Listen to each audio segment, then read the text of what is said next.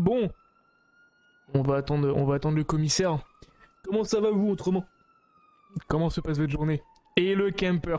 Tortue! Pourquoi il s'y peut même par ses collègues? Je sais pas comment on est sur... Voilà, c'est à Kemper? ton tour. Ah, bah c'est bon, j'ai Ouais. mon ticket. Ah, c'est mon ticket, c'est bon, je peux y aller. Oui, bon courage. Merci. Oui, Bonjour, bonjour. commandant. Commissaire, pardon. Oui, dégradez-moi, vous avez raison. Excusez-moi, c'est la fatigue. Alors, dites-moi. Je viens voir du coup par rapport au petit gros oubli d'hier soir. C'est-à-dire? Le casier judiciaire non fait. Oui. Au départ, personnellement, j'étais parti du principe que le sergent Nedzi allait le faire. Et là où j'ai fauté du coup, c'est que je n'ai pas vérifié du tout non plus. Et que ça m'était complètement sorti de la tête aussi. Et du coup, je viens pour assumer mon erreur de cet oubli-là. Oui, vous êtes viré du coup. Et ben, pas de soucis. Alors, sur le principe, c'est une erreur évidemment ennuyeuse, parce que si on peut oublier certaines choses, évidemment, l'inscription au casier judiciaire est une importance cruciale. Ce qui ne nous a malheureusement pas été expliqué, ou en tout cas réclamé, c'est que vous avez toutes les responsabilités à la hauteur de votre grade et de votre fonction. Celle-ci consiste tout simplement à communiquer, savoir communiquer, vous assurer malgré tout, même si vous êtes officier pour l'instant, que le travail est fait. Donc ça veut dire soit celui qui vous incombe, soit celui qui incombe à vos collègues directs. Mm. Et qu'il faut avoir en tout état de cause constamment à l'idée que l'ensemble de la procédure doit être verrouillé et vérifié. C'est-à-dire ce que vous oubliez, un collègue aurait pu vous le signaler aussi. Et inversement. Mais voilà, après, moi, je cherche pas non plus à remettre la faute sur un tel ou un tel. J'assume complètement mon erreur. Je suis pas en train de dire que la faute, elle est reportée sur quelqu'un d'autre. Oui, oui, oui. La porter en grande responsabilité. Ce qu'il y a, c'est qu'évidemment, bien sûr, vous n'êtes pas tout seul et qu'il faut aussi prendre en considération le fait que vous avez aussi, non pas à surveiller, mais à verrouiller, à vous assurer que vos collègues font leur travail correctement, comme eux ont aussi la même chose à faire. Donc c'est quelque chose qu'il faut aussi avoir en tête. Soit de vous de votre côté, et puis c'est aussi quelque chose qu'il faut que je règle vis-à-vis de ceux qui étaient avec vous pendant la procédure. D'accord, je vois. Mais en tout cas, Donc, voilà, moi là, j'assume totalement et ce qui va s'en suivre derrière aussi. alors, ce qui va s'en suivre, c'est pas compliqué. Léger avertissement oral, dans la mesure où, effectivement, une erreur, sauf si elle, elle a une incidence sur un danger de vie ou de mort sur quelqu'un, sur soi-même ou sur un collègue, est évidemment préjudiciable et vaut une sanction. À partir du moment où c'est pas le cas, vous avez le droit de la faire qu'une seule fois. D'accord. Parce que faire une erreur, c'est évidemment toléré. C'est comme ça aussi qu'on apprend. Faire 2 fois la même erreur, là, par contre, c'est impardonnable. Je vois. Donc, reprenons un peu les choses à la base. Non pas cette erreur, entre guillemets, mais pourquoi elle se produit? Parce que lors d'une interpellation, évidemment, on fait la lecture des droits, on s'accorde à effectivement suivre le guide du bon policier, vous l'avez, vous le savez, et qu'ensuite, après, dans le suivi de la procédure, les fouilles doivent être produites, quand bien même c'est pas vous qui êtes à l'origine de la procédure, ce qui est souvent le cas. C'est-à-dire qu'il se passe évidemment souvent des erreurs. Pourquoi? Parce que la personne est interpellée par quelqu'un, ensuite elle est transmise dans les mains de quelqu'un d'autre, qui accessoirement prend la procédure en cours et va la remettre dans les mains de quelqu'un d'autre. Il peut y avoir une audition après derrière, il peut y avoir une remise en cellule, ensuite il y a une décision de justice qui tombe, il peut y avoir un transfert en fédéral, enfin il peut y avoir énormément d'étapes qui ne sont pas forcément suivies intégralement. Et vous aurez à le connaître et à le savoir, à partir du moment où vous faites partie du BE, c'est souvent vous qu'on sollicite pour les auditions, dans le cadre d'une procédure de garde à vue, et que évidemment il faut toujours vous assurer que ce que vous récupérez a été réglé pour les choses qui devaient l'être, les fouilles, la notification des droits, bien sûr, qu'on peut rectifier ça dès qu'on le peut, et que ensuite, si vous transmettez la personne que vous avez sous votre responsabilité à notre moment, assurez-vous d'abord soit d'avoir tout fait, soit ce qui n'a pas été fait, soit transmis à la personne qui va gérer. Vous voyez? Oui, je vois. C'est un souci de communication, c'est un souci de procédure, et c'est pour ça que je vous disais tout à l'heure, on doit tous avoir en tête l'étendue de la procédure complète, quand bien même on n'intervient qu'à un seul moment. Oui. Donc ça veut dire que si on prend une procédure entièrement, évidemment, on assume la responsabilité complète. Ceci dit, on est souvent en binôme quand même. Mais qu'il faut évidemment toujours penser à ce genre de choses, s'assurer auprès des collègues que les choses initiales ont été faites et s'assurer auprès des collègues que ce qui va suivre sera correct. Moi, je me suis retrouvé dans une situation il y a de nombreuses semaines de cela à mettre 6 personnes en fédéral successivement, soit par 2, soit par 3, entre eux à peu près quelque chose comme 1h et 2h30 du matin, sur des procédures qui ont été entamées sur des fusillades qui ont eu lieu, pas forcément avec la police, mais entre groupes. Des fusillades qui ont démarré parfois à 21h ou 22h dans la soirée, avec des gens qui ont passé énormément de temps en garde à vue, le temps d'auditionner les uns et les autres en fonction évidemment de nos disponibilités, du fait qu'on n'ait pas forcément suffisamment de personnes pour faire le travail du quotidien et mener la procédure dans son interne. C'est évidemment très compliqué, c'est pas acceptable. Malheureusement, on fait aussi parfois avec les moyens du bord. Ceci dit, je me suis retrouvé à mettre 6 personnes en fédéral. Au moment où je les mets en fédéral, mais vous n'avez pas vécu cette procédure encore? Mise en fédéral, si. D'accord? Devant la porte? Devant la porte, oui. Et j'ai mis en Ok. fédéral. Monsieur Laurent Ortega. Ok, donc quand on met les gens en fédéral, évidemment, on les menotte si c'est pas le cas. Ça arrive parfois pour des questions de santé, ce n'est pas tout à fait le cas, mais ceci dit, on les menotte, on les fouille une dernière fois, parce que la fouille a lieu 3 fois en principe. Oui. Lors de l'arrestation, lors de la sortie du PDP et lors de l'arrivée en fédéral. On leur met évidemment, bien sûr, on intègre évidemment leur peine. On s'en assure aussi également auprès d'eux, puisque la durée de la peine de fédérale ainsi que l'amende n'est pas forcément bien intégrée, surtout quand les gens ont passé 2 ans en procédure alors que normalement c'est une seule. En général, il y a toujours un aménagement sur la peine de fédérale. C'est malheureusement pas toujours transmis et vous pouvez vous retrouver devant la porte à mettre quelqu'un en fédéral avec une durée qui ne correspond pas tout à fait à ce que le procureur leur a dit quand ils se sont quittés, puisque la procédure était longue, avec une amende qui n'a parfois pas été encaissée, et ça peut être des amendes relativement lourdes, et puis avec une fouille qui produit, comme ça s'est produit ce soir-là, où je vous dis, j'ai mis 6 personnes en fédéral, je me suis retrouvé avec, je crois, 9 téléphones, des chargeurs de Uzi, des chargeurs évidemment de pistolets de combat, des zip ties, enfin bref. Ils ont sauvé beaucoup de choses d'un coup. Oui, puis même un PDC d'ailleurs qui a été saisi. Vous imaginez évidemment que ça reste complexe de constater ce genre de choses quand on est au bout de la procédure et qu'on a décidé de donner un coup de main et d'aller emmener tout le monde en fédéral. On se rend compte que là, dans différents maillons de la chaîne, il y a eu beaucoup de manquements. Et un peu trop de certitude sur le fait que, tiens, on récupère quelqu'un aux EMS, ok, on le ramène au poste, il va être auditionné, mis en GAV, etc., etc. Puis la personne qui le met en GAV, elle se dit, bah, prend la procédure, la suite, et puis c'est tout. Je m'assure même pas si les droits ont été lus. Puis je m'assure même pas non plus si la personne a été fouillée. Et puis on arrive, comme je vous le disais, à la porte de la fédérale où on découvre un certain nombre de choses. Vous devez avoir, si vous voulez être officier supérieur, avoir en tête effectivement l'intégralité de la procédure et avoir un suivi de ce genre de choses. Que vous l'assumiez du début jusqu'à la fin ou que vous en preniez une petite part sur la durée de la procédure. Est-ce que c'est assez clair pour vous? Oui, c'est bon, je l'ai. Vous aviez saisi un téléphone, je crois Oui, aussi, qui n'a pas été rendu. c'est ça, et du coup, je suis parti directement voir la personne tout à l'heure, Wesley News, pour m'excuser et lui rendre le téléphone. Il m'a tenu compte que il a trouvé ça très respectable et c'est la première fois qu'il voit quelqu'un faire ça.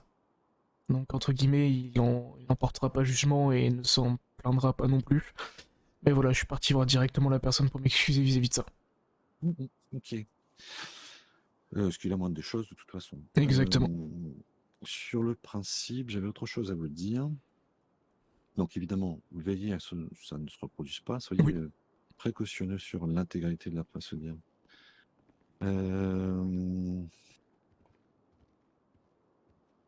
J'avais autre chose du coup. Il s'avère que vous êtes allé à Weasel News. Exactement. Alors sûrement pour remettre le téléphone peut-être? Remettre le téléphone aussi, et puis après, moi j'y suis allé aussi personnellement. Pas en tant qu'agent, pas en tant que membre du LSPD, mais j'y suis allé moi-même pour essayer de comprendre beaucoup de choses. Je suis arrivé en ville il y a 3 semaines, ça fait à peu près, enfin, ça fait un peu plus de 2 semaines que je suis dans le LSPD, mais je suis là depuis lundi dernier. Et j'ai des échos de partout, j'ai beaucoup de choses qui se mélangent, et j'ai besoin de comprendre. J'entends bien. N'oubliez quand même pas que vous avez une qualité, c'est d'être officier de police, et que malheureusement, les gens ne peuvent pas forcément toujours faire la distinction entre ce que vous faites sur un plan civil et ce que vous faites en uniforme ou accessoirement en civil avec mis de votre plaque. tout ce que l'on fait, même si on n'est pas toujours en service, a forcément une incidence. Et en tout état de cause, si vous avez des informations particulières, vous voulez comprendre un certain nombre de choses, n'oubliez pas que vous êtes malgré tout un officier, en service ou pas, et que vous ne pouvez pas non plus faire n'importe quoi sans en informer votre hiérarchie. Parce que ça peut correspondre, ressembler à une prise d'initiative, évidemment, sans autorisation particulière, en dépassant évidemment vos prérogatives, même si je peux comprendre votre inquiétude ou les échos que vous pouvez avoir. J'ai les mêmes, je vous rassure, et j'en suis le principal fautif aux yeux de pas mal de gens. Ceci dit, faites-le dans un cadre qui vous protège. D'accord. Moi, mon but aujourd'hui n'est pas de nuire. La seule chose que j'ai envie aujourd'hui, c'est qu'on arrête, entre guillemets, de parler négativement de la LSPD par rapport aux fautes qu'on peut faire, essayer de comprendre ce qui peut nous être reproché. Bien sûr. Et faire remonter des choses qui me semblent, je pense, peut-être importantes. Tout ce que je fais n'est pas dans le but de nuire, au contraire, c'est pourquoi pas aider. Je sais que ce n'est peut-être pas à moi de le faire en tant que simple officier, et que je dépasse peut-être un petit peu les prérogatives et la mission qui m'est confiée à la base. Mais je sais que c'est quelque chose qui me tient beaucoup à cœur. Et il y a un contact qui s'est perdu entre la LSPD et tous les citoyens de cette ville, quels qu'ils soient, criminels ou pas. Et que, voilà, en étant arrivé il y a pas si longtemps, et en ayant un contact assez facile comme avec les gens, là je me suis permis d'aller voir le Weather News, surtout après ce qui s'est passé hier soir. On a quand même mis 2 personnes. Au départ, ça se passait pas forcément très bien en garde à vue, et là du coup j'ai eu contact avec du coup un des dirigeants, plus du coup Monsieur Shimada qui était là hier soir. On a eu un contact qui a été très cordial, et ils ont été très satisfaits aussi du coup que je me sois déplacé là-bas.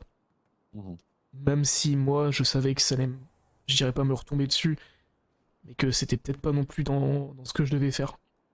Mais pour moi ça fait partie aussi du coup de ma mission en tant qu'agent de la SPD. Justement, du coup, vous confirmez ce que je suis en train de vous dire. Même si vous le justifiez dans un premier temps à titre personnel, ceci dit, évidemment, bien sûr, ça peut aussi être assimilé à votre action en tant que policier. Exactement. Et encore une fois, je vous le redis,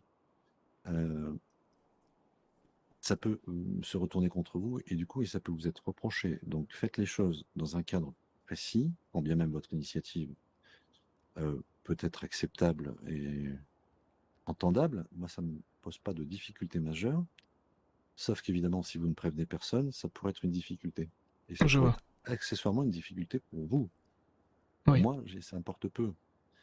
Enfin, ça importe peu. L'essentiel, c'est qu'il y ait des effets. Alors, je comprends votre bonne volonté, votre bonne foi. Ceci dit, protégez-vous avant tout et faites-le dans un cadre qui est clair.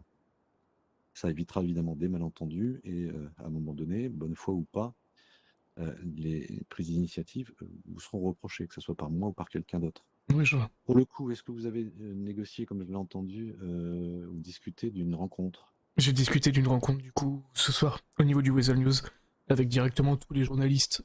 S'ils ont des questions, s'ils ont des remontées à nous faire, pour essayer de reprendre un contact agréable, mine de rien, avec le Weasel News parce que c'est important. Et je me dis que on est obligé de passer par ça aussi. Ok. Alors, du coup, ce qui va se passer, c'est que vous allez sûrement y aller avec le sergent Nash. D'accord. Qui pourrait potentiellement être l'unité du SPD qui sera habilitée à communiquer. Et c'est là-dessus en plus que ils m'ont beaucoup remonté ça, ce besoin de changer de communication. Je le sais bien, j'en suis un des premiers concernés et à la fois fautif, mais avec des considérations qu'il faut aussi avoir en tête. C'est qu'il s'est passé un certain nombre de choses qui ne se sont pas très bien passées, qui ont été mal organisées, et ceci dit, en même temps, vous le découvrirez, vous l'avez peut-être déjà découvert, on a aussi des unités qui n'en font aussi qu'à leur tête chez nous. Que ce soit sur un simple contrôle routier concernant Weasel, avec accessoirement un point en moins, ou plusieurs points en moins pour M. Oshimada, par exemple, que ce soit les enquêtes de fond, et notamment ce qui s'est produit et qui aboutit à 2 condamnations hier soir.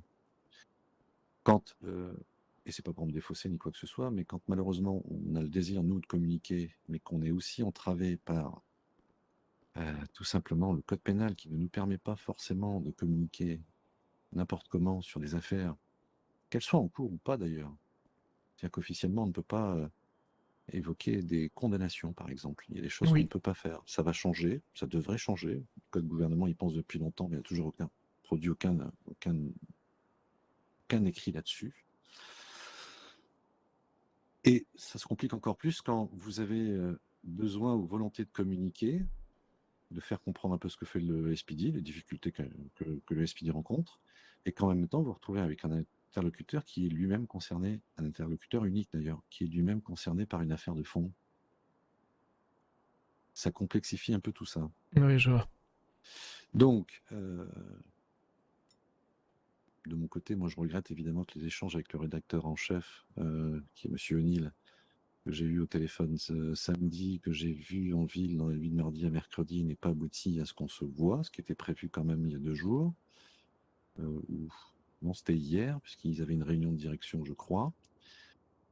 J'attends toujours des nouvelles, j'en ai pas. Je vais relancer. Ceci dit, maintenant, si vous avez pris l'initiative, on va la faire accompagner par le sergent Nash. Elle s'est proposée elle-même, d'ailleurs, de prendre ce rôle. Moi, je ne vous cache pas que le fait d'attribuer à quelqu'un était déjà une difficulté, parce que parmi l'état-major, il n'y a pas grand monde de disponible pour ça.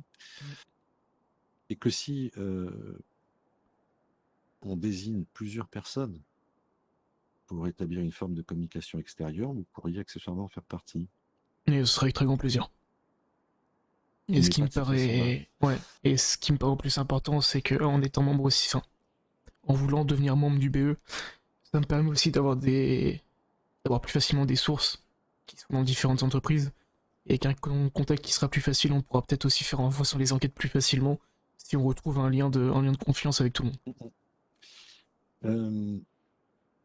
Pour des questions relativement internes, sachez par exemple que l'officier supérieur est concerné par quelques affaires le concernant, c'est-à-dire des histoires d'enquête interne, ni plus ni moins, et notamment une enquête menée par, j'appellerais les bœufs carottes, c'est-à-dire la police des polices, Mhm. qui dépend directement du gouvernement. Quelle que soit l'issue un petit peu de ces affaires le concernant, ça évoque juste une chose. Quand on est membre du BE, on est souvent confronté effectivement à des interrogatoires, le fait, et vous y avez assisté, le fait d'obtenir évidemment parfois des aveux ou en tout cas des informations. La façon dont on s'y prend est évidemment problématique, et là aussi encore une fois, on se retrouve vite dans la sauce, pour pas dire autre chose, parce qu'on est soi-même enquêteur, on est soi-même évidemment exposé, on est soi-même évidemment en face de gens qu'on a pour intérêt à faire condamner vu les choses qui leur sont reprochées et qui vont accessoirement aussi se reporter contre vous pour souligner une quelconque erreur de procédure. Donc vous êtes exposé de fait d'une façon beaucoup plus importante. Je vois. Il Et faut ça, qu'on il se faut le prendre protège au aussi en plus, quoi. considération. Voilà. Est-ce que du coup, chose toute bête, mais quand une personne, une source, vient nous dire quelque chose, on doit toujours en faire une déposition, on doit toujours le noter quelque part et le faire signer pour le prendre en considération ou pas? Pour pouvoir l'utiliser. Sur ce plan-là, vous touchez le nœud du problème. Techniquement, normalement, un enquêteur devrait pouvoir en référer effectivement à sa hiérarchie, ou en tout cas des personnes ressources, de manière à se protéger. Parce que par rapport à l'affaire d'hier, en gros, le témoignage qui nous a permis de pouvoir vraiment mettre un mandat d'arrêt contre M. Shimada et M. Thomas, c'était celui de M. Luran Arteaga, qui n'a pas été signé. Et on n'a pas vraiment de trace, c'est juste une trace orale. Que Arkel et Beski m'ont entendu. Mais du coup, est-ce que ça peut vraiment jouer dans la balance ou pas? Parce que c'est son témoignage qui nous a permis de les arrêter et de dire bah oui, on est sûr que ça s'est passé comme ça. Enfin, et encore, on est sûr même pas, parce qu'on ne peut jamais avoir la certitude. Donc en fait, à ce moment-là, comment on peut faire? Sachant qu'on n'aura jamais la certitude de. Est-ce qu'on joue un pari en mode bah. On les accuse, on les met derrière les barreaux, et puis s'ils se retournent contre nous, bah au moins il y aura une vraie enquête qui nous permettra de savoir la vérité derrière, ce qui n'est pas forcément la méthode non plus. Ou est-ce qu'on a d'autres méthodes de possibles? À l'heure actuelle, il n'y a pas forcément d'autres de possibles. C'est ce qui fait que parfois certains sont borderline. C'est le cas de l'officier supérieur Arkel. J'espère que vous comprenez mieux un petit peu mes réticences de lundi soir. Je comprends, oui. Et c'est normal, on les comprenait, les réticences. On avait comme... C'était un gros risque à prendre. Le risque à payer, mais le problème c'est qu'au niveau du Weasel News, je pensais on leur a pas donné le nom de cette source-là, on leur a pas dit, bah voilà, on a su par un tel. Mais ils ont pas changé leur version des faits. Ils sont restés comme ils disaient, et du coup là, c'est à partir de ce moment-là où aujourd'hui, moi j'ai un doute. Alors techniquement, de ce que me dit Arkel, mais je n'ai pas été vérifié non plus, et le problème d'Arkel, c'est qu'il fonctionne forcément de façon un petit peu isolée, souvent, même s'il s'appuie beaucoup sur Besky, et pour des raisons extra-professionnelles pour le coup, c'est que moi j'apprends de sa part des informations qu'il possédait depuis longtemps quand elles se révèlent et quand elles deviennent inévitables. Et c'est un peu la difficulté que j'ai, c'est les gens qui travaillent évidemment en souterrain, et je peux comprendre que ça soit quasi une obligation dans l'accomplissement de ce type de travail. Ceci dit, à force de faire comme cela, on ne se protège pas. Encore une fois, je reviens toujours à la même chose, hein, mais j'ai une construction logique dans ce que je dis, vous voyez. On ne se protège pas, évidemment, quand il y a des faits qui, à un moment donné, vous reviennent en pleine face, vous n'avez pas de possibilité de contrôle. Et c'est un petit peu le souci. Il faut évidemment consigner. Et il faut que quelqu'un soit au courant de ce que vous consignez. Je vois. Pas forcément quelqu'un de confiance, mais je pense que les membres de l'état-major en font partie. Peut-être pas forcément tout l'état-major, parce qu'il peut aussi y avoir des affaires qui concernent indirectement, finalement, des membres des forces de l'ordre. Ce qui était le cas d'ailleurs dans l'affaire Manser, finalement. Et c'est la grosse difficulté du métier dans ce boulot-là, c'est évidemment de consigner des choses. Donc, une information anonymisée, à partir du moment où on en collectionne 3, permet quand même d'établir des éléments. Ceci dit, on est toujours sur le fil du rasoir. D'accord. Et du coup, la question que je me pose par rapport à cette affaire-là, c'est du coup pourquoi Monsieur Shimada et Monsieur Thomas ont été arrêtés et pourquoi on n'a pas encore entendu Monsieur Laurent D'Artaga ou je crois que c'était Monsieur Collins aussi qui était là par rapport à ça. Pourquoi on a condamné 2 personnes qui étaient présentes sur les lieux pour entrave à la justice alors que je sais pas, on aurait peut-être probablement les personnes qui ont tiré ou les personnes qui savent qui a tiré. Pourquoi on a entendu 2 personnes et pas 2 autres? Est-ce que c'est le fait que ce soit de la mano, du coup on en a peur, on s'en approche pas? Moi c'est là où j'ai un doute. On arrête 2 personnes qui font un travail à la justice alors qu'on va pas chercher ce qui c'est l'auteur des faits. Et c'est là où moi je ne comprends pas. Oui, le souci c'est que je vais pas dire que c'est pas de mon ressort, mais le problème c'est du ressort du bureau du procureur. Malheureusement, pour pas mal d'autres affaires, je ne parle pas de celle-ci en particulier, mais un tien vaut mieux que 2 tu l'auras. Et c'est pour ça, parfois aussi d'ailleurs, qu'on condamne les gens sur des faibles peines. Je vais prendre un exemple, une prise d'otage par exemple. Après un braquage de supérette. Il arrive parfois, quand on n'a pas les principaux responsables, de devoir relâcher les gens et de leur appliquer une sanction relativement minime. C'est peut-être aussi ce qui s'est passé. C'est aussi pour ça, évidemment, que on a des retours d'Arkel sur l'intranet qui vont un peu dans ce sens où il ne comprend pas ce qui a été produit hier soir. N'étant pas présent et n'ayant pas non plus intérêt à m'occuper de tout et d'être présent physiquement sur toutes les affaires, puisqu'après il faut aussi, entre guillemets, garder une certaine forme de distance et de clairvoyance. On en arrive parfois à condamner les gens pour des éléments en essayant de faire en sorte que le dossier ne soit pas fermé définitivement et que la condamnation ne clôt pas définitivement le dossier. Je vais jeter un œil juste un petit peu à cette affaire. Après, de toute façon, je m'entretiendrai avec Arkel par rapport à la condamnation. Et pourquoi on a décidé ça aussi. Enfin, que du coup le procureur a décidé ça. Avec la discussion qu'on a pu avoir. Attendez que je regarde un peu le dossier du coup. Donc, sur la tentative d'homicide, on est toujours sur un dossier en cours. Le dossier, il est pas fermé. Mais le problème, c'est que on s'est concentré sur, je dirais pas l'élément secondaire. J'ai l'impression qu'on a pris le plus facile. en mettant de côté ce qui a été peut-être un peu plus compliqué. Et que du coup, bah, on va le laisser de côté, c'est-à-dire, dire, bah non, c'est trop tard de toute façon. Maintenant, il y a prescription. J'ai ce sentiment que ça va se passer comme ça, je me trompe peut-être. Quand on vous a Mais- recruté, on vous a posé un questionnaire. Comment? Je dis quand on vous a recruté, on vous a posé un petit questionnaire. Vous vous Oui. souvenez Oui. Vous vous souvenez un peu de ce questionnaire ou pas? Pas du tout. Je vais juste évoquer une petite question qui était dans ce questionnaire, qui ne répond pas forcément à toutes les questions que vous posez en tout cas, mais qui vous donne quand même un aperçu, entre guillemets, des limites qui sont les nôtres. Dans ce questionnaire, on vous dit par exemple, les relations des mises en situation relativement simples, hein, qu'un de vos collègues est blessé et que les suspects s'échappent, qu'est-ce que vous faites? Bah, On vous on, demande si vous rattrapez les suspects, si vous partez aider votre collègue ou si vous essayez de faire les deux. bah, on sécurise le collègue. Et alors pourquoi on ne fait pas les deux? Bah, parce qu'on est dans la capacité de. Voilà. Parfois, c'est ce qui nous arrive. C'est-à-dire, parfois, on laisse échapper malheureusement des gens. On ne peut pas aller jusqu'au bout de ce qu'on aimerait faire. Plus encore, parfois, quand les situations nous touchent, si accessoirement c'est un collègue qui est blessé, et c'était le cas de Manser, par exemple. Ceci dit, on a aussi, malheureusement, la certitude, mais ce n'est pas la seule chose qu'on a en tête, mais si on ne les attrape pas pour un fait, on les rattrapera plus tard pour un autre.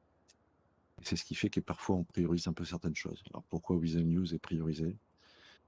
Parce que parfois on a des collègues qui en font une affaire personnelle peut-être, qui n'a Je jamais vois. été mon cas, même si ça aurait été pratique d'imaginer que le commissaire voulait une condamnation Weasel News pour répondre aux articles saignants sur le SPD, qui n'est pas exempt de toute responsabilité, toute faute. J'ai le sergent juste qui me demande de répondre à son téléphone. Attendez. Sergent. Dash. Oui, c'est juste pour savoir de demain, t'es disponible à quelle heure? 13h. C'est 15h, ça roule. À 13. toutes.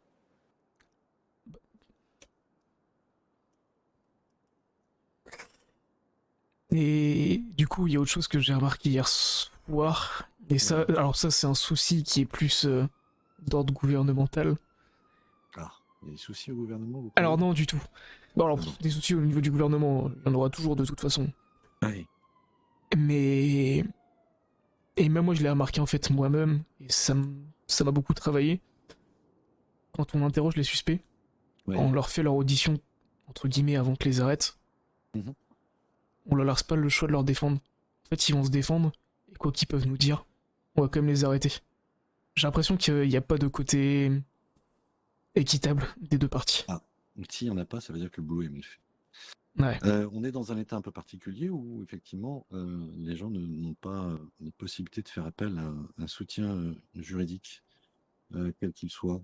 Et c'est même parfois valable aussi pour les forces de l'ordre. Et même c'est même valable complètement pour les forces de l'ordre quasiment. Et c'est pour ça que notre métier est un petit peu différent de ce qu'on imagine. Et c'est pour ça aussi d'ailleurs quand vous faites des arrestations basiques sur la délinquance de base, échange louche, un braquage de supérette, c'est aussi pour ça que dans la discussion que vous avez avec un procureur, vous avez, vous, en tant qu'officier de police, vocation à travailler à charge et à décharge. Donc ça veut dire que notre C'est pour ça rôle... qu'il y a une graduation des peines aussi qui est possible. C'est-à-dire que quand le procureur vous demande un état de fait sur la situation, il va vous demander évidemment quels sont les faits qui sont reprochés, et ensuite il va prendre en considération des éléments qui peuvent accessoirement ou aggraver ou atténuer. Et c'est là où, en tant qu'officier de police, dans l'état qui est le nôtre, je ne vous dis pas qu'ailleurs ça ne se passe pas différemment, mais c'est là aussi où on a intérêt à signaler parfois les erreurs des forces de l'ordre, les éléments atténuants qui se sont produits, qui se sont passés, qui font que la personne qu'on a devant nous est arrêtée pour tel type de délinquance. C'est pour ça qu'un nouvel arrivant, quelqu'un qui n'est pas là depuis très longtemps, qui n'a pas de casier judiciaire, bénéficiera évidemment d'une clémence. Ça fait partie des éléments que vous mettez en avant et que vous devez mettre en avant. Donc en fait, Après, on doit oui. faire en même temps... Enfin, on doit faire du coup le juré et l'avocat. Et du coup, essayer de voir un petit peu ce qui peut être plausible ou pas. Alors, oui, parce que on va dire le C'est très procureur, imagé. Non, non, mais c'est ça. C'est pour ça que je vous parlais de travail à charge et à décharge. D'accord. C'est-à-dire que c'est à vous, évidemment, de remonter les éléments. C'est pas vous qui jugez, du coup. Hein. C'est-à-dire que c'est pas vous qui établissez la peine et la sanction. Et pourtant, c'est ce que j'ai vraiment l'impression. Le procureur, il fait un travail formidable. J'ai vraiment rien à dire dessus.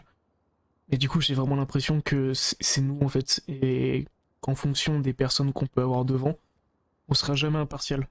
On sera jamais impartial devant une personne, par exemple, avec qui on a eu plusieurs soucis, qu'une personne qu'on rencontre la première fois. Et c'est ça, en fait, qui est compliqué.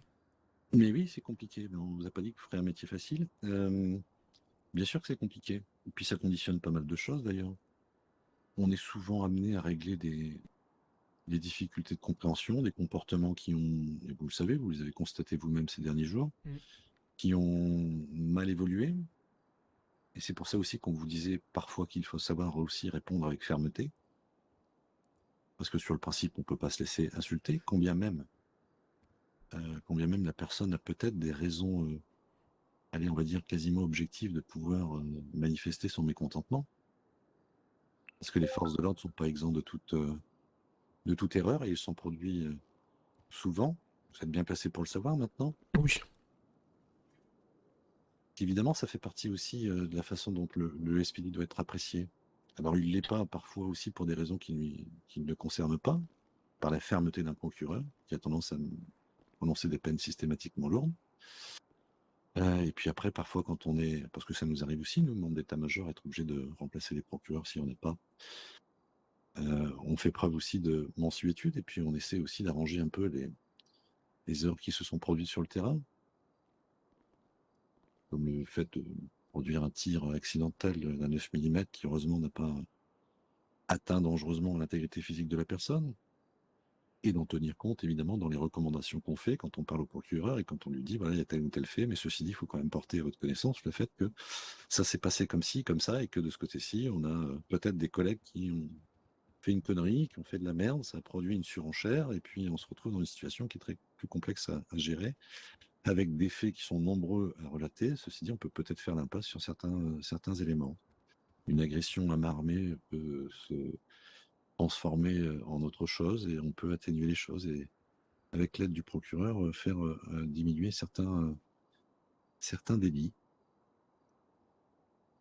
Et du coup, pour revenir à tout à l'heure, du coup, on peut pas forcément attraper les personnes tout le temps. Et du coup, on se rattrape pour plus tard. Est-ce que du coup, c'est pour ça que les personnes qui font partie de la mano prennent toujours des peines maximales? Ou prennent très souvent la Oui, max? j'ai entendu parler de ça par Arkel. Je n'en sais rien. Franchement, honnêtement, c'est ce que je lui ai répondu, mais il n'avait pas l'air d'être convaincu. En même temps, c'est pas la première fois qu'Arkel n'écoute pas mes arguments parce qu'il a les siens et il s'y tient. De mémoire, hein.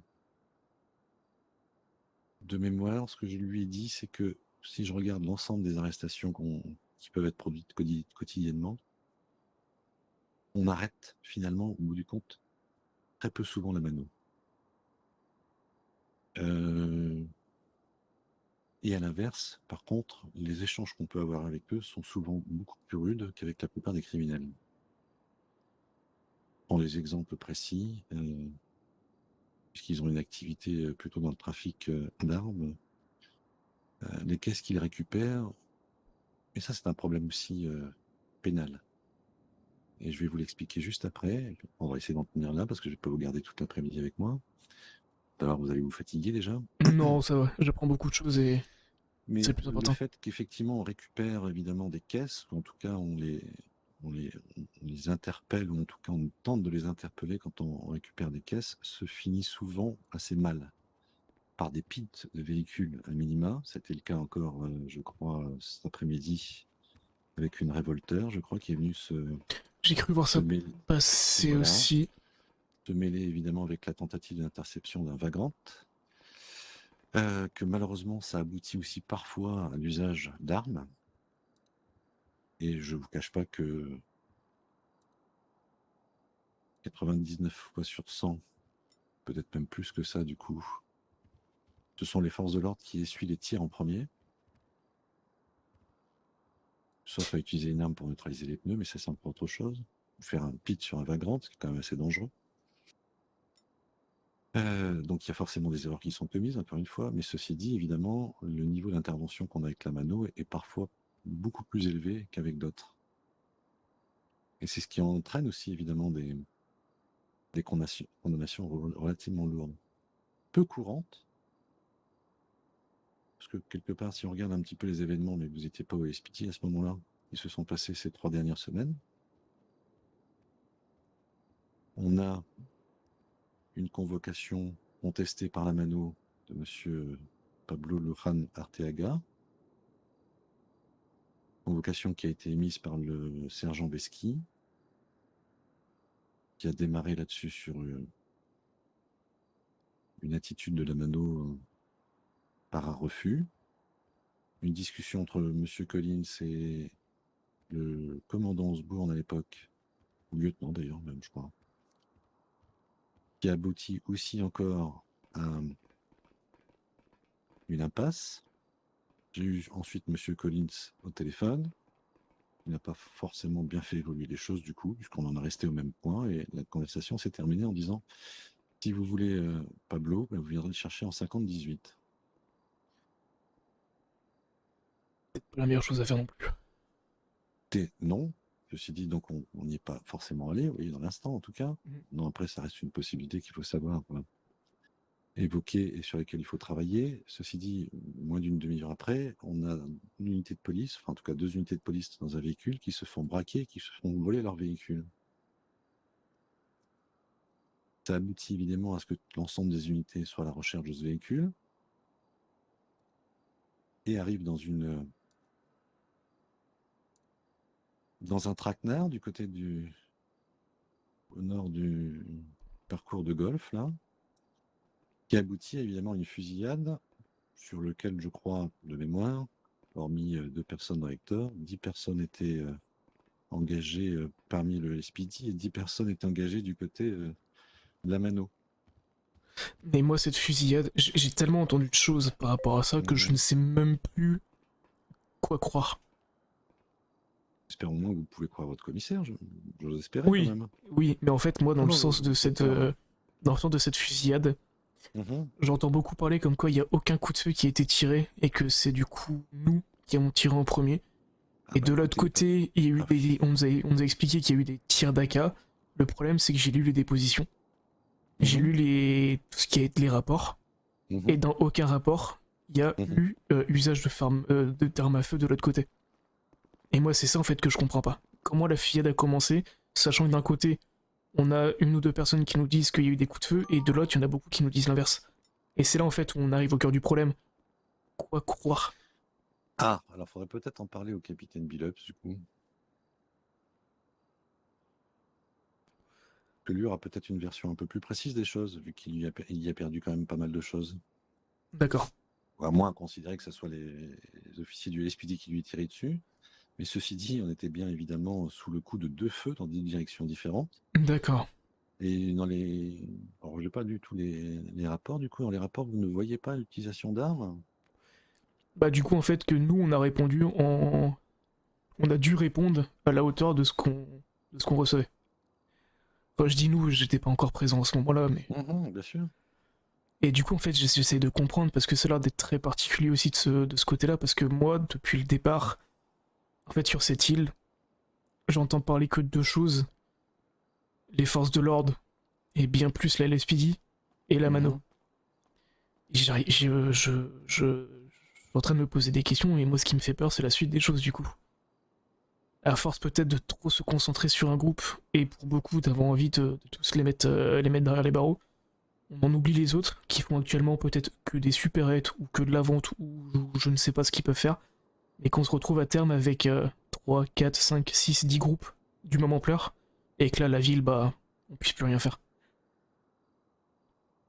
Et j'ai l'impression que nos méthodes n'ont pas l'air d'être efficaces avec eux, comme on peut le faire avec par exemple les verres ou les balasses. Cette méthode a l'air de fonctionner, celle qu'on fait actuellement. Mais est-ce que du coup on devrait peut-être pas essayer autre chose avec eux? Du coup c'est d'où la discussion de lundi qui pouvait être intéressante, et merci qu'elle se soit très bien passée, qu'on n'ait pas eu de soucis non plus avec Arkel et Besky. Oui, On en revient toujours un peu à cette problématique. Vous n'êtes pas le seul à l'évoquer, je l'entends. Et je l'entends notamment de la part des gens de la Mano d'ailleurs. À la fois dans les articles qui ont été publiés par Louisel, etc. Moi, le rapport que j'ai sous les yeux, c'est celui par exemple de Zeppel. Je pense que je dois pouvoir en trouver d'autres. Indiquant par exemple, je lis le début du rapport, 32 et 36 en patrouillerie à ce moment-là, call radio de 15 et 38 pour nous signaler qu'ils s'étaient fait voler leur intercepteur. Début des recherches, 10 minutes après, nous étions à proximité de l'université lorsqu'un intercepteur est passé à côté de nous à pleine vitesse, sans code 2 ou 3. Nous avons donc décidé de prendre en chasse pour voir ce qu'il se passait et le véhicule qui est parti en 10-31. Donc ça, c'est le véhicule volé. Oui.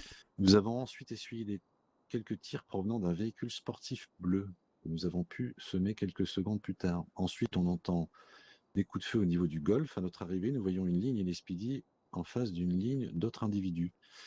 Je prends l'initiative avec 36 de contourner le golf, etc., de les prendre à revers, etc., etc. Quelques temps plus tard, tous les individus étaient à terre. S'ensuit opération des EMS qui s'est pas bien passée au final.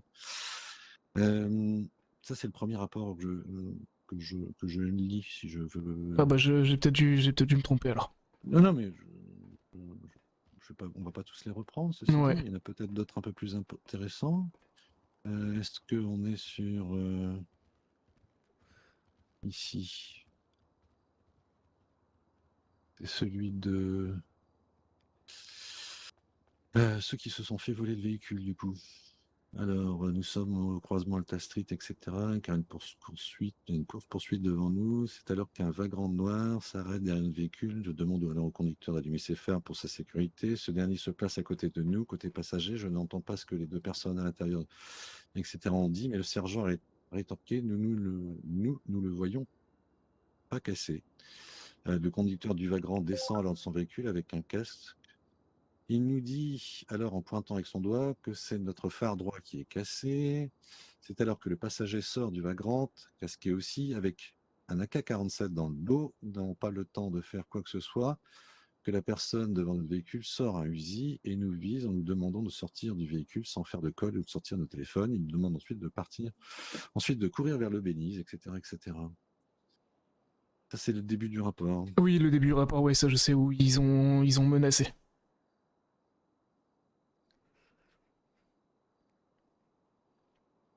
Mais j'ai l'impression en fait que c'est...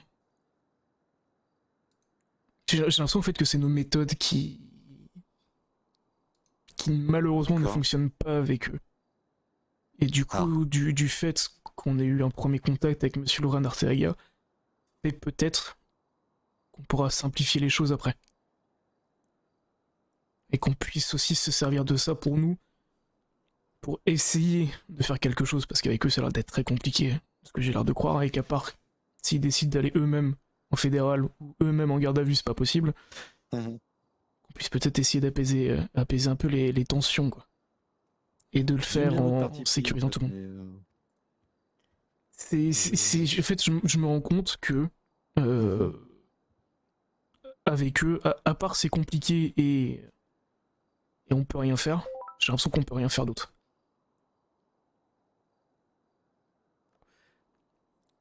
Parce qu'on n'a pas... Parce qu'ils ont des façons de faire très, très violentes quand ils décident. Et qu'on peut jamais prévoir ce qui se passe. D'accord.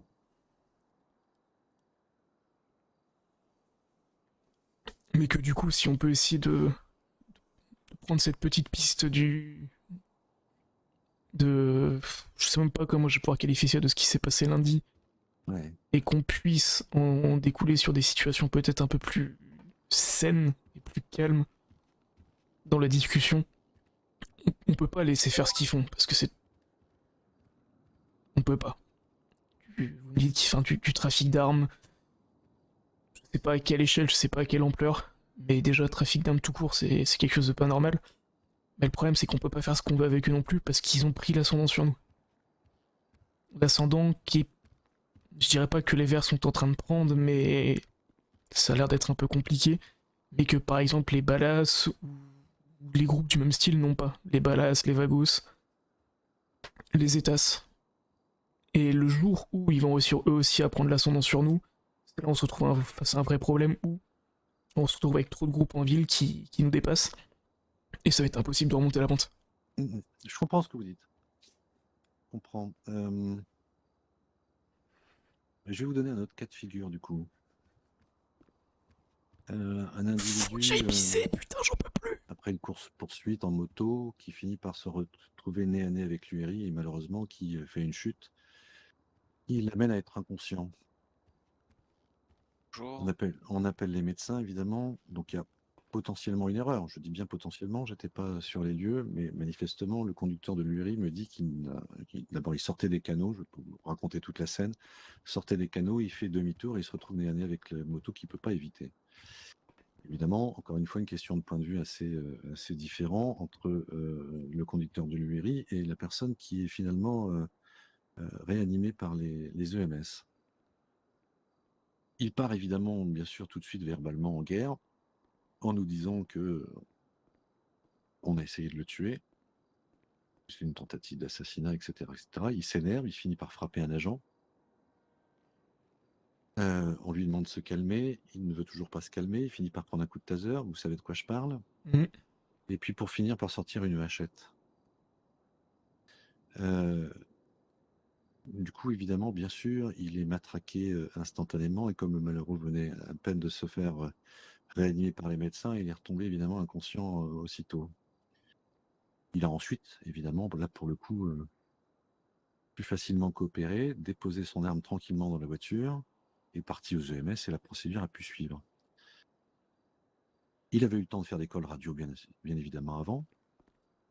Et j'ai eu forcément, moi, le coup de téléphone de quelqu'un d'autre, bien sûr, de son groupe, pour me demander si c'était normal de procéder ainsi. Parce qu'on avait voulu tuer quelqu'un de chez lui.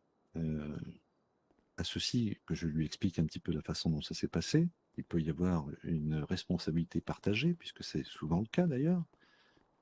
Encore une fois, on ne voit pas forcément les choses de la même façon, et vous avez un parti pris que vous avez évoqué à l'instant, et on peut chacun en avoir un.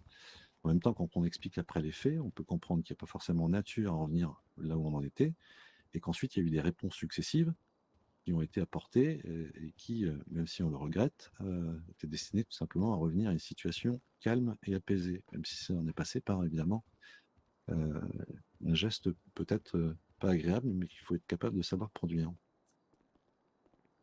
Dans ces cas-là, il y a une discussion qui s'engage, on explique les faits chacun de son côté, et on essaie de tomber d'accord. Vous l'avez dit tout à l'heure, je ne suis pas forcément d'accord avec le fait que la mano ait le dessus sur les SPD, mais ceci dit, ça se passe rarement comme ça. Et la preuve sur les éléments qu'on évoquait, et notamment le fait d'avoir braqué et volé un véhicule du LSPD en braquant les 2 unités intérieures avec une AK-47 et un Uzi, on est d'emblée parti sur quelque chose de plus lourd.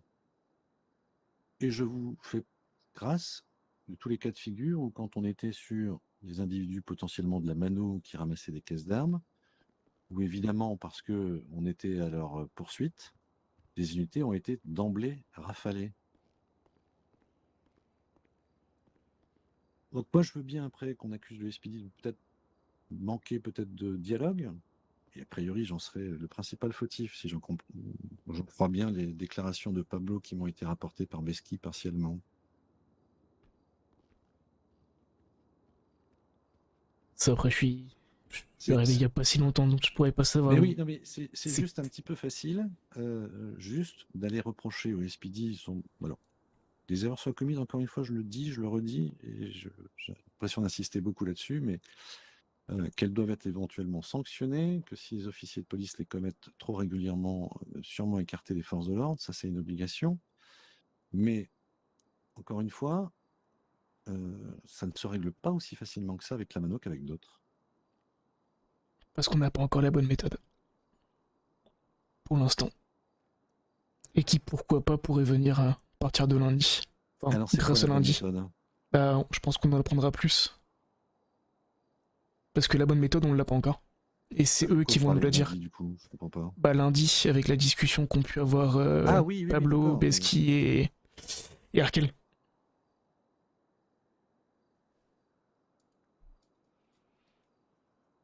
Du coup, je me dis qu'à partir de ce moment-là, peut-être que on peut améliorer un petit peu la situation, avoir peut-être une accalmie de ce côté-là pour qu'on se remette un petit peu tous en selle et qu'on va tous dans la bonne direction. Et pourquoi pas plus tard, avoir des unités qui sont tous en cohésion et quand il faudra taper, on sera tous là pour taper, tous ensemble, et pour les bonnes raisons. Et pas juste des ventes d'état personnelles comme ça peut se passer maintenant. Alors, on parle pour la mano, mais il y en a aussi pour d'autres groupes. Genre, par exemple, la semaine dernière, ce qui s'est passé avec du coup, monsieur Xavier Flinch et monsieur Sucre Winchester. Oui. Où il y a eu des tirs de 4-3 qui ont été faits, sachant qu'il n'y avait pas lieu d'être. Et des fois, j'ai l'impression que c'est, je dirais pas peut-être des ventes d'état personnelles, mais il y a peut-être des sentiments personnels qui rentrent en compte qui ne devraient pas. Alors que si on était tous unis et qu'on irait tous dans la même direction, et qu'on pensait tous pareil, on peut pas tous penser pareil, mais qu'on aille tous dans la même direction, on aurait peut-être moins ce problème aussi. C'est intéressant ce que vous dites, parce que là, effectivement, il y a une erreur qui a été produite. Elle est clairement identifiée. Hélas, les décisions, les sanctions, accessoirement, n'ont eu lieu que pour une partie des gens qui étaient concernés. Par contre,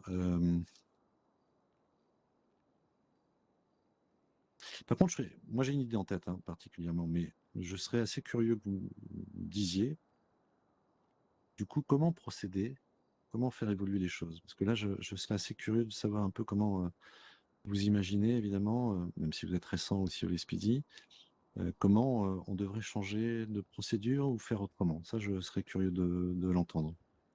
Pour moi, je pense qu'il faudrait qu'on organise aussi des moments de cohésion.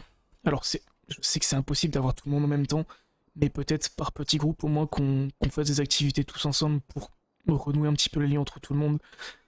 Ça peut passer par des formations aussi. Et donc ça viserait quoi? Faire changer quoi exactement? Qu'on travaille tous ensemble, et pas chacun pour ça. Et que le fait... Concrètement, dans l'approche après sur une arrestation, un contrôle routier, etc. Comment... La confiance en ses collègues et le fait que on ait tous le même avis, le même opinion, et qu'on aille tous dans la même direction. Et pas qu'on peut se retrouver avec deux personnes qui ont une opinion différente. Une personne où il faut taper et une personne où il faut y aller peut-être plus calmement. Et généralement, c'est toujours la manière forte qui va gagner. Pardon, excusez-moi. Oui, allô? Oui. Dans quelques instants, si tu veux, oui. Je te rappelle dans quelques minutes. 2 ou 3 maxi, ça va? D'accord, ok, ça marche. Je fais plus vite. Ok. Je te rappelle.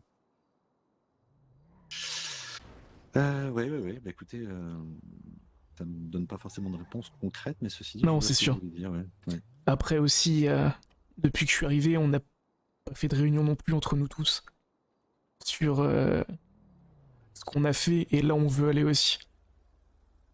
Je me dis que de la part peut-être de l'état-major de dire bah voilà, écoutez, pour les prochaines semaines, on va peut-être accentuer les visites de courtoisie. On peut peut-être accentuer certains points plus que d'autres pour qu'on puisse tous s'améliorer et en fait voir aussi comment on peut faire pour s'améliorer tous ensemble et améliorer l'image de la LSPD. Ça peut prendre une demi-heure le lundi par exemple. Bon voilà, cette semaine ce qu'on fait, on va peut-être s'accentuer là-dessus, s'accentuer là-dessus, faire peut-être un point avec les unités aussi sur les formations qu'ils veulent faire, les formations qu'ils ont passées. Renouer un contact entre tout le monde, là de ce que j'ai eu l'air de comprendre entre l'état-major et les agents actuels. Il y a l'air d'avoir même une fracture. C'est pas quelque chose que moi du coup je constate parce que moi j'ai aucun souci avec ça. Mais c'est quelque chose que j'ai l'air d'entendre. Vous n'avez pas encore en tête un certain nombre de choses que d'autres ont en tête, c'est vrai. Exactement. Mais rien que ça, je me dis que ça pourrait être bien. Comme ça, au moins tout le monde a le même objectif et tout le monde travaillera ensemble. Et ça se trouve, c'est peut-être utopiste ce que je dis et c'est plus facile à dire qu'à faire. Mais je pense que dans un premier temps, ça peut être quelque chose de simple à mettre en place. Et ça peut même des fois des personnes leur donner plus de considération qu'ils peuvent penser. Personnes qui... Bon alors du coup au niveau des formations, du coup là on en est là. Est-ce qu'il y a des formations qui pourraient vous plaire, faire ceci, faire cela? Ah, Vous savez quoi, D'accord. Kemper? On va en reparler parce que du coup, je vais devoir mettre un terme à cet entretien. J'ai autre chose à faire là, Pas de souci. urgent. Mais oui, écoutez, on en reparle. Ça pourrait être sympa. Ça marche. Bah écoutez, merci de m'avoir reçu en tout cas. De rien. Bon courage à vous. À plus tard. À plus tard.